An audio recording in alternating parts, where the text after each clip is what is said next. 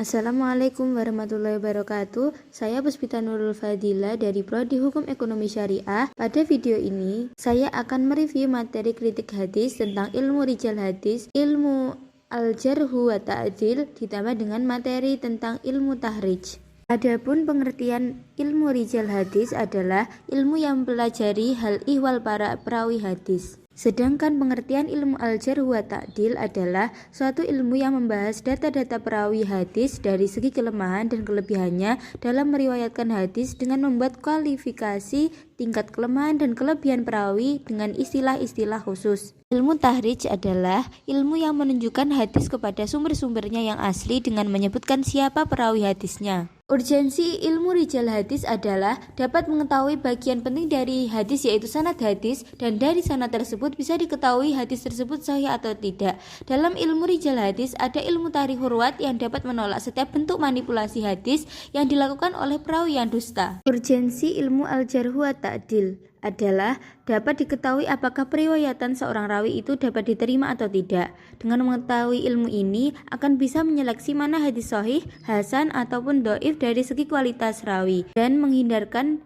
dari hadis maudhu atau palsu. Urgensi ilmu tahrij adalah mengetahui proses sampainya hadis pada sumber asli, untuk mengetahui asal usul riwayat hadis, untuk mengetahui seluruh riwayat hadis, untuk mengetahui ada atau tidaknya syahid dan mubtadi, dan memudahkan meneliti status dan kualitas hadis. Sebab dan sejarah kemunculan ilmu rijal hadis dan ilmu al-jarh wa ta'dil. Penerapannya sudah ada sejak zaman awal Islam. Pasca wafatnya Utsman, kritik hadis sudah diterapkan karena ada kelompok-kelompok atau sosok-sosok tertentu yang berani memalsukan hadis karena tujuan-tujuan tertentu. Sebab dan sejarah kemunculan ilmu tahrij. Sebelumnya, para ulama tidak merasa membutuhkan ilmu tahrij karena pengetahuan yang dimiliki sangat luas dan mantap. Namun, setelah melewati beberapa kurun, para ulama kesulitan mengetahui sumber-sumber asli hadis, terutama setelah berkembangnya ilmu pengetahuan syariah. Maka dengan itu, para ulama giat melakukan tahrij kepada kitab-kitab fikih, tafsir, dan sejarah. Dan dari semangat para ulama itulah muncul kitab-kitab tahrij. Perkembangan ilmu rijal hadis dan ilmu al-jarh wa ta'dil. Karya yang spesifik mengumpulkan nama-nama perawi hadis dilihat dari aspek jar dan ta'dilnya baru muncul pada abad kedua Hijriyah, yaitu Al-Layth bin Sa'ad, Abdullah bin Mubarak, dan Walid bin Muslim. Mereka yang melakukan kodifikasi terhadap nama-nama perawi hadis. Hanya saja karya atau Bahotul Kubro yang ditulis oleh Muhammad bin Sa'ad pada abad kedua atau ketiga Hijriyah dianggap sebagai karya pertama yang sampai pada generasi sekarang. Isinya biografi perawi hadis yang di dalamnya terdapat pemaparan, penilaian terhadap perawi hadis. Setelah itu, nama besar seperti Yahya bin Ma'in, Ahmad bin Hambal, Muhammad bin Ismail al-Bukhari, Muhammad al-Khaili, Ar-Razi, dan Ibnu Hibban al-Busti muncul. Kemudian pada 4 Hijriah ada Al-Jurjaini. Pada abad ke-5 Hijriah ada Khatib al-Baghdadi. Abad ke-6 Abdul Ghani al-Mahdisi. Abad ke-7 Al-Mizi. Abad ke-8 Ad-Dahabi. Abad ke-9 Ahmad bin Ali bin Hajar atau Ibnu Hajar al-Asqalani. Perkembangan ilmu tahrij. Sebelumnya, para ulama tidak merasa membutuhkan ilmu tahrij karena pengetahuan yang dimiliki sangat luas dan mantap. Namun, setelah melewati beberapa kurun, para ulama kesulitan mengetahui sumber-sumber asli hadis, terutama setelah berkembangnya ilmu pengetahuan syariah. Maka dengan itu, para ulama giat melakukan tahrij kepada kitab-kitab fikih, tafsir, dan sejarah.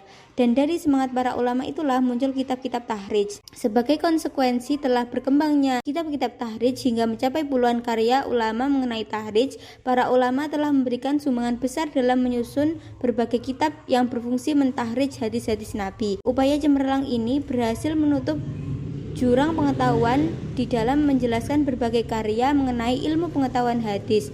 Di antara kitab tahrij yang terkenal yaitu Tahrij al-Fawaid, Al-Mutahabbah al-Sahah, karya Abu Qasim al-Husaini.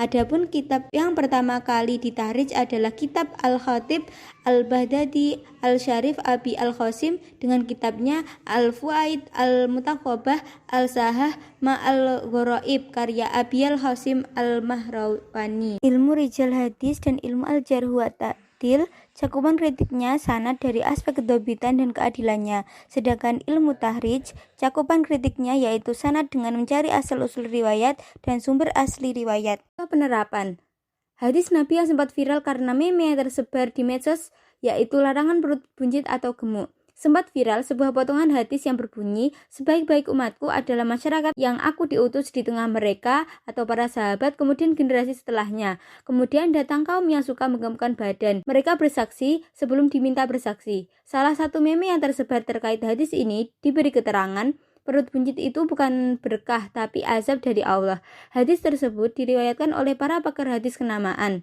seperti Al-Bukhari, Muslim, Abu Daud, Al-Tirmizi, Al-Bazar, Al-Baihaqi, Ibnu Hibban, Al-Nasai, Abu Nuaim, At-Tabarani, dan lain-lain. Meskipun dengan narasi yang tidak sama persis, ia dinilai sebagai hadis sahih. Terpampang jelas dalam Sahih Al-Bukhari dan Sahih Muslim, dua karya besar yang dianggap sebagai karya tersahih setelah Al-Quran. Ia sahih, tentunya juga punya konsekuensi harus diterima. Hanya saja ia perlu dipahami dengan benar sesuai konteksnya. Tidak bisa ditelan mentah-mentah begitu saja. Tidak cukup dengan potongan yang jelas-jelas terpisah. Untuk memperjelas bahwa teks hadis tersebut tidak sepantasnya dipahami sedangkal itu, kita bisa ambil data sejarah. Waqi Ibnu Al-Jarrah, seorang pakar hadis kenamaan, lahir pada 129 Hijriah dan wafat pada 197 Hijriah atau bertepatan dengan 746 Masehi dan 812 Masehi. Berguru pada banyak tokoh besar seperti Al-Auza'i, Ibnu Jurayj, Hisham ibnu Urwah, dan lain-lain. Sedangkan para ulama yang bersedia menjadi muridnya antara lain Abdullah ibnu Al-Mubarak, Ahmad ibnu Hambal, Ibnu Al-Madini, Yahya ibnu Ma'in, dan sebagainya. Selain dikenal sebagai pakar dalam bidangnya dan produktif, ia juga dikenal bertubuh gemuk.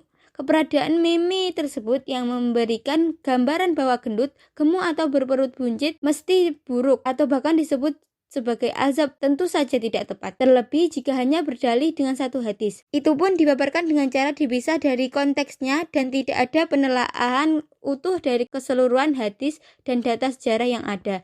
Jadi sebenarnya gendut itu buruk jika hidup hanya dipenuhi dengan makan dan minum. Apalagi memahami hadis tersebut dengan cara sempit dan kurus pun akan jauh lebih buruk jika sepanjang waktu hanya dihabiskan dengan temenung tanpa mempunyai inisiatif hidup. Sekian dari saya, kurang lebihnya saya mohon maaf. Wassalamualaikum warahmatullahi wabarakatuh.